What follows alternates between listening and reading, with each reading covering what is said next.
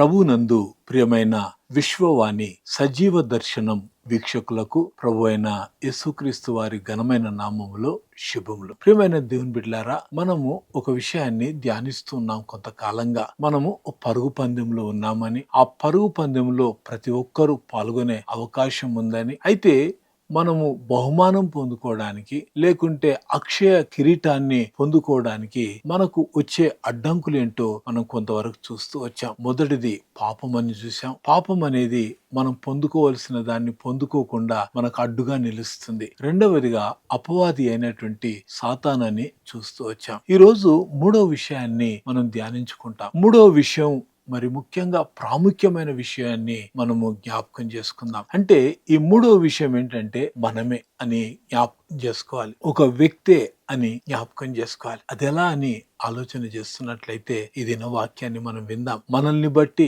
మనమే ఆ యొక్క అక్షయ కిరీటాన్ని పొందుకోకుండా అడ్డుగా ఉన్నామేమో మనల్ని మనం చూసుకుంటూ సరి చేసుకోవాలి. దేవుణ్ణి తప్ప మరి దేనిని కూడా మనం గణపరచటానికి వీల్లేదు. అంతేకాకుండా మనకు మనంగా కూడా ఘనత తెచ్చుకోవటానికి వీల్లేదు. కనుక ఈ రోజు ఆ విషయాలు ధ్యానించుకుందాం. తలలు వంచినట్లయితే ప్రార్థన చేసుకుందాం. మమ్ములను మిక్కిలిగా ప్రేమించిన మా ప్రేమగల పరలోకపు తండ్రి, పరిశుద్ధుడైన దేవా, ఈ శ్రేష్టమైన సమయంలో మీరు దయచేసిన విధానాన్ని బట్టి నీకు వందనాలు నాయనా. తండ్రి, ఈ రోజు ప్రాముఖ్యమైన అంశం పైన మేము ధ్యానించుకుంటున్నాం. చాలా సార్లు మా యొక్క అహం మేము వెళ్లాల్సినటువంటి స్థలాలకు లేకుంటే ఆ గమ్యానికి చేరుకోలేని పరిస్థితులు తీసుకొస్తూ ఉంటాయి. కానీ ప్రభువా, నీ రెక్కల నీడలో జ్ఞాపకం చేసుకొని నిన్నే గణపరిచే అనుభవంలో ఉండటానికి ప్రభువా మీరు మాతో నీ వాక్యం ద్వారా మాట్లాడుతున్నందుకై నీకే స్తోత్రం నాయన. నీ మాటల చేత మమ్మల్ని బలపరచండి. మాలో ఉన్న అహం నశించాలి ప్రభువా. మాలో ఉన్నటువంటి గర్వము నశించాలి ప్రభువా. మాలో ఉన్నటువంటి అతిశయం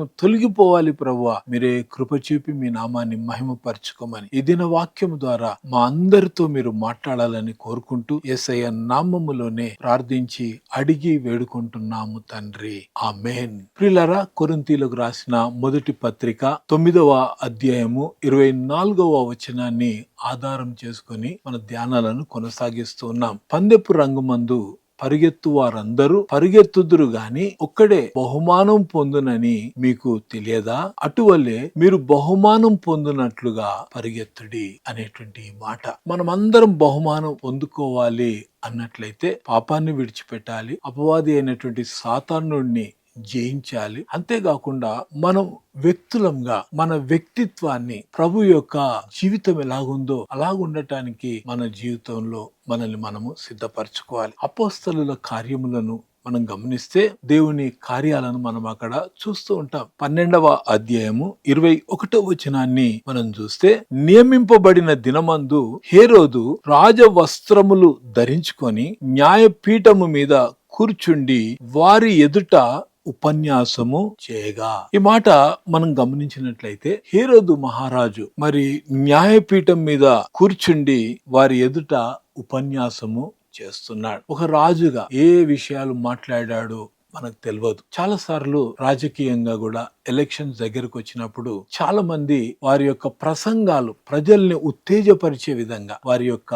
మాటలు ఉంటూ ఉంటాయి. అంటే వారి మాటలు ఎదుటి వారిని ఆకర్షించేవిగా ఉంటాయి. అయితే ఇక్కడ కూడా ఈ రాజు ఏ ఉపన్యాసం చేశాడో మనకిక్కడ వాటన్నిటి విషయం రాయబడలేదు. గాని ఆ ఉపన్యాసము విన్నప్పుడు అక్కడ హేరోదు రాజు ఒక రకంగా చెప్పాలంటే ఉప్పొంగిపోయినట్లుగా మనము గమనిస్తాం. అంటే దేవుని కంటే ఏది కూడా గొప్పగా ఉండటానికి వీల్లేదు. ప్రియమైన దేవుని బిడ్డలారా, ఈ మధ్య కాలంలో కాలిఫోర్నియాలోని లాస్ ఏంజల్స్ లో ఒక గొప్ప అగ్ని ప్రమాదం జరిగింది అనేసి మనం వింటున్నాం. అక్కడ మరి సినిమా తారలు లేకుంటే యాక్టర్స్ అందరూ కూడా, డైరెక్టర్స్, కెమెరామెన్ చాలా మంది అందులో పార్టిసిపేట్ చేసి అక్కడ మార్కులు వేసుకుంటున్నారు. ఈ యాక్టర్ కి ఇన్ని మార్కులు, ఈ యాక్టర్ కంటే ముఖ్యంగా ఈ కెమెరామెన్ ఎవరైతే ఈ కెమెరా ద్వారా షూట్ చేశాడో ఆయనకి ఇన్ని మార్కులు, డైరెక్టర్ కి ఇన్ని మార్కులు, అందరికి మార్కులు వేసుకుంటూ పోతున్నారు. మార్కులు వేసుకుంటూ పోయి చివరిగా దేవుడిని అక్కడ పెట్టి దేవునికి వేసిన మార్క్ ఎంత అంటే 0. ఏమైనా దేవుని బిడ్డ, దేవుడు లేకుండా మనము లేము అనే సత్యాన్ని మనం గుర్తు చేసుకోవాలి. మన ఊపిరుండి ఈ రోజు మాట్లాడుతున్నామంటే, మనం బ్రతికున్నామంటే ఇది దేవుని యొక్క మహాకృప.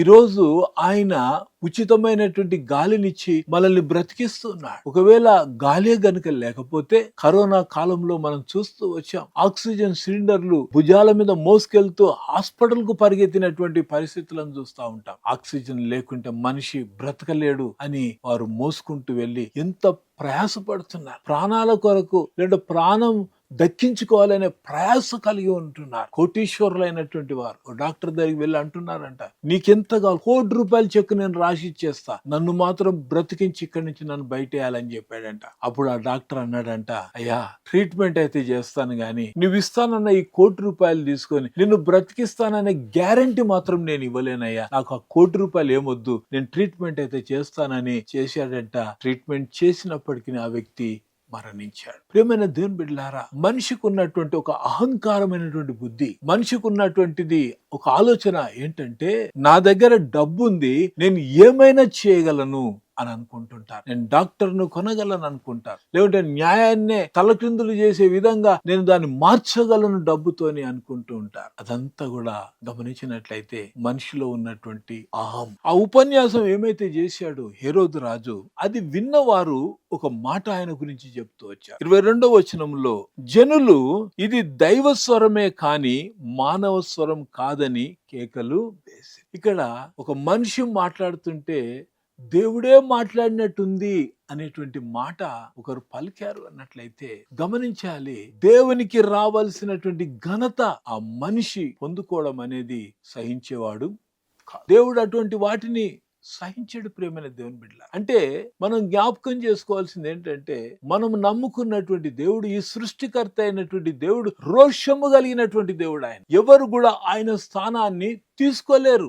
అపవాది అయినటువంటి సాతానుడు లూసిఫర్ గా ఉండి అక్కడ ఆయన కంటే నేనేం తక్కువనా, కొంచెమే తక్కువ కదా, నన్ను నేను హెచ్చించుకుంటానని హెచ్చించుకున్నప్పుడు, దేవునికి విరోధంగా ఆలోచన చేసినప్పుడు, క్రియలే జరగలేదు ఇంకా, కానీ మనసులో వచ్చినటువంటి ఆలోచనను బట్టి త్రోసేయబడ్డాడు. ప్రియమైన దేవుని బిడ్డ, ఈరోజు జ్ఞాపకం చేసుకోవాలా, అక్కడ ఉన్నటువంటి వారందరూ హేరోదు రాజు యొక్క ఉపన్యాసం విన్న తర్వాత వారు అన్న మాట, ఇది దైవ స్వరమే కాని మానవ స్వరం కాదని కేకలు వేసి ఆర్భాటముతో ఆ రాజును గణపరచాలని వారు ప్రయత్నిస్తూ ఉంటుండగా జరిగినటువంటి విషయము ఏమిటో 23వ వచనంలో మనం చూస్తా ఉంటాం. అతడు దేవుని మహిమపరచనందున వెంటనే ప్రభువు దూత అతని మొత్తెను గనుక పురుగులు పడి ప్రాణము విడిచెను అని అంటున్నాడు. ప్రియమైన దేవుని బిడ్డ, ఈరోజు గమనించాలి, దేవుని కంటే ఎక్కువగా మనం చేసుకున్న, దేవుని గణపరచవలసిన దానికంటే మనల్ని గణపరచుకోవడానికి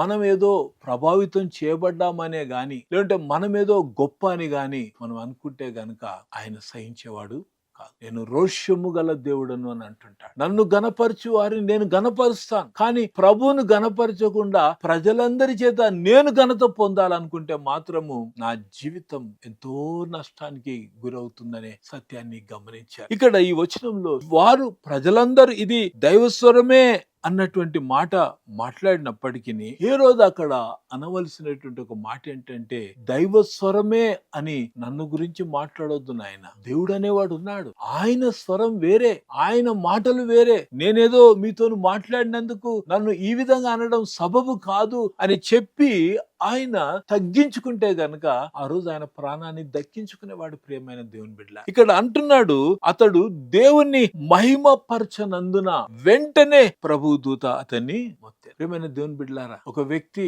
పేరు సంపాదించుకోవటానికి ఎంతో సమయం పడుతుంది, తను కష్టపడతాడు, తను ఆలోచన చేస్తాడు, తన యొక్క జీవితంలో ఎన్నో ప్రణాళికలు కలిగి ఉంటాడు. ఏదో రకంగా నేను ఈ స్థితికి రావాలని ప్రయత్నం చేయడం ఒక ఎత్తు, అందరి చేత మంచి పేరు పొందుకోవాలనేది అది మంచి ఆలోచనే, కానీ చెడిపోవడానికి లేకుంటే పడిపోవడానికి సమయం పట్టదు. కారణం ఏంటంటే, మన జీవితంలో దేవుణ్ణి గాక మనుషుల్ని గణపరిచేటువంటి పరిస్థితి గనుక వస్తే గనుక గణపరిచిన వారు సైతము వారు నష్టపోయే విధంగా ఉంటారు. ప్రియమైన దేవుని బిడ్డలారా, రాజుల దగ్గరికి వెళ్ళి ప్రజలు పొగుడుతూ ఉంటారు, రాజా నువ్వు ఇలాంటి వాడివయ్యా, ఈ రాజ్యంలో నీవే దేవుడవయ్యా, అనేటువంటి మాట మాట్లాడేవారు.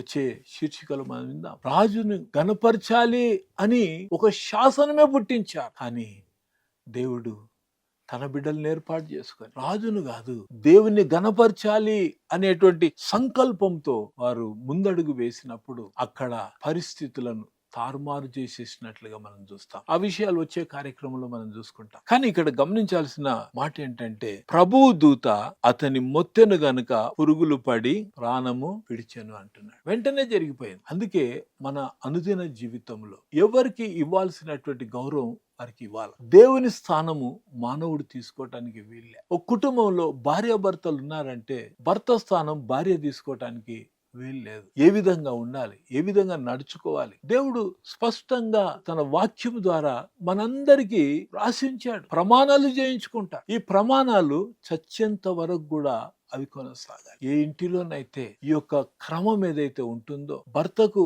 లోబడేటువంటి భార్య ఉంటుందో, ఆ భర్త దేశపు పెద్దలతో కూర్చుంటాడంట. అంతేకాదు, గుణవతి అయినటువంటి భార్య యొక్క పిల్లలంట పెద్దగా అయిన తర్వాత తన తల్లిని ధన్యురాలు అని అంటారని సామెతల గ్రంథం 31వ అధ్యాయంలో చూస్తూ ఉంటాం. నిజమే, మనం ధన్యులం కావాలి అంటే, మనం ఆశీర్వదింపబడిన స్థితిలో ఉండాలి అంటే, మనం దేవుణ్ణి గణపరిచేటువంటి అనుభవంలో ఉండాలి. సో అలాంటి గొప్ప కృప ప్రబిడ్లమైన మనకు దేవుడు దయచేయును గాక. ఆమేన్. ప్రేమ నమ్మకం గల పరలోకపు తండ్రి, పరిశుద్ధుడైన దేవా, నీకే స్తోత్రం నాయన. నీ వాక్యం ద్వారా మాతో మాట్లాడుతూ వచ్చావు ప్రభా. నిజమే తండ్రి, మా యొక్క అహం ఆలోచనలు, మా యొక్క క్రియలు నిన్ను గణపరిచేవిగా ఉండాలి ప్రభా. నీకే ఆ ఉన్నత స్థానం మేము ఇవ్వగలిగేటువంటి వారంగా ఉండాలి ప్రభా. మనుషులంగా మేము నిమిత్త మాత్రులమయ్యా. అయ్యా, నీవు మాకు అవకాశాలు ఇస్తావు, నీ కొరకు మాట్లాడడానికి, నీ కొరకు పని చేయడానికి, నీ కొరకు చెప్పడానికి. ఇవన్నీ అవకాశాలు మా ఎదుట ఉంచావు ప్రభా. కానీ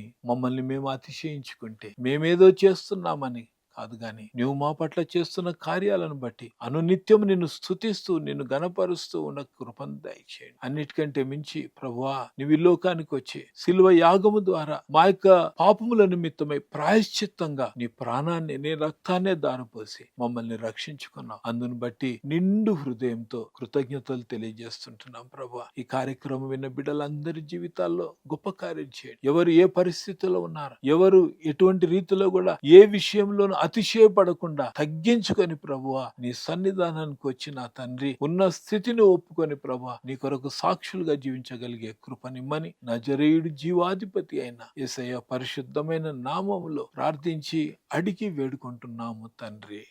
ఆమేన్. మన ప్రభు అయిన యేసుక్రీస్తు వారి కృప, తండ్రి అయిన దేవుని ప్రేమ, పరిశుద్ధాత్ముని యొక్క అన్యోన్య సహవాసం వాక్యం విన్న బిడ్డలందరికీ ఇప్పుడు ఎల్లప్పుడూ సదాకాలం తోడై నడిపించును గాక. ఆమేన్.